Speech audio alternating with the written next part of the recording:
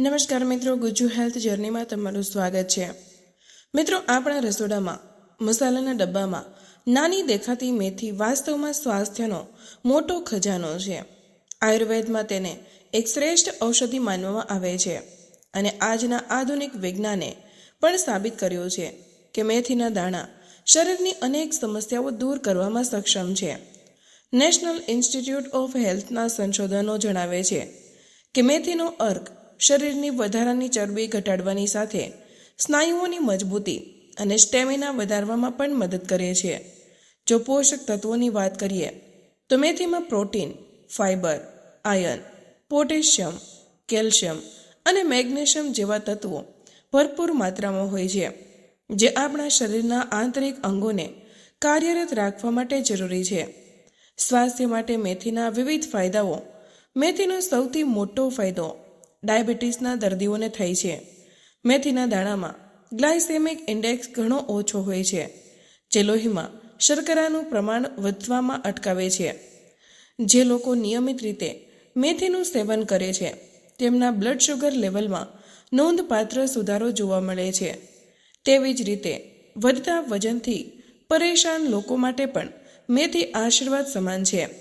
તેમાં રહેલું દ્રાવ્ય ફાઇબર પેટમાં જઈને ફૂલે છે, જેના કારણે લાંબા સમય સુધી ભૂખ લાગતી નથી અને વ્યક્તિ વધારાની કેલરી લેવાથી બચી જાય છે। પાચન તંત્રની વાત કરીએ તો મેથી આંતરડાની સફાઈ કરે છે અને વર્ષો જૂની કબજિયાત, ગેસ કે એસિડિટી જેવી સમસ્યાઓમાંથી મુક્તિ અપાવે છે। મહિલાઓ માટે મેથી ખાસ ગુણકારી છે। હોર્મોનલ અસંતુલનને કારણે થતી પીસીઓડી જેવી સમસ્યાઓ, માસિક ધર્મ દરમિયાન થતો અસહ્ય દુખાવો કે અનિયમિતતામાં મેથી ખાવાથી ઘણો ફાયદો થાય છે। તે શરીરના હોર્મોન્સને સંતુલિત કરવામાં મદદ કરે છે। આ ઉપરાંત હૃદયના સ્વાસ્થ્ય માટે પણ તે ઉત્તમ છે, કારણ કે તે લોહીમાં રહેલા ખરાબ કોલેસ્ટ્રોલને ઘટાડે છે અને હૃદયની નળીઓને સાફ રાખવામાં મદદરૂપ થાય છે। અસ્થમા કે શ્વાસ સંબંધિત તકલીફ હોય તેવા દર્દીઓ માટે પણ મેથી લાળ સાફ કરવાનું કામ કરે છે, જે શ્વાસ લેવાની પ્રક્રિયાને સરળ બનાવે છે। સેવન કરવાની સાચી રીત અને સમય। મેથીનો મહત્તમ લાભ લેવા માટે તેને લેવાની રીત ખૂબ જ મહત્વની છે। સૌથી લોકપ્રિય રીત એ છે કે રાત્રે 1 ગ્લાસ પાણીમાં 1 ચમચી મેથીના દાણા પલાળી રાખવા અને સવારે ખાલી પેટે તે પાણી પીવું, તેમજ પલાળેલા દાણા ચાવીને ખાઈ જવા।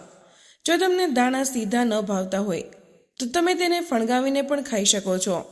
ફણગાવેલી મેથીમાં પોષક તત્વો વધી જાય છે, જેને તમે સલાડમાં મિક્સ કરી શકો છો। આ સિવાય મેથીની ચા બનાવીને અથવા તો ભોજનમાં તેનો પાવડર ઉમેરીને પણ લઈ શકાય છે। સામાન્ય રીતે રોજની અડધીથી 1 ચમચી મેથી પૂરતી ગણાય છે। સાવચેતી અને કોણે ધ્યાન રાખવું જોઈએ?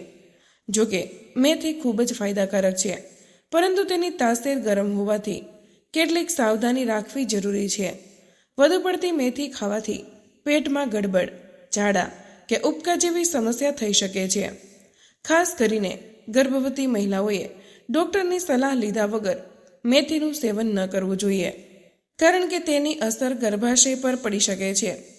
જે લોકોનું બ્લડ પ્રેશર હંમેશા ઓછું રહેતું હોય અથવા જેઓ લોહી પાતળું કરવાની દવા લેતા હોય તેમણે પણ મેથીનો ઉપયોગ કરતા પહેલાં તબીબ સલાહ લેવી હિતાવહ છે। કોઈ પણ ઔષધિ ત્યારે જ અમૃત બને છે જ્યારે તેનો યોગ્ય માત્રામાં ઉપયોગ થાય। તો મિત્રો, આજના વિડીયોમાં બસ આટલું જ। આજની આ માહિતી તમને કેવી લાગી અને આ વિડીયો કયા શહેરમાંથી સાંભળી રહ્યા છો તે કમેન્ટમાં જરૂર જણાવજો। માહિતી પસંદ આવી હોય તો વિડીયોને લાઇક અને તમારા મિત્રો સાથે શેર કરજો। ચેનલ પર નવા હોય તો ચેનલને સબસ્ક્રાઇબ કરવાનું ભૂલશો નહીં। મળીએ એક નવા વિડીયોમાં। ત્યાં સુધી બધા સ્વસ્થ રહો, સુરક્ષિત રહો। ધન્યવાદ।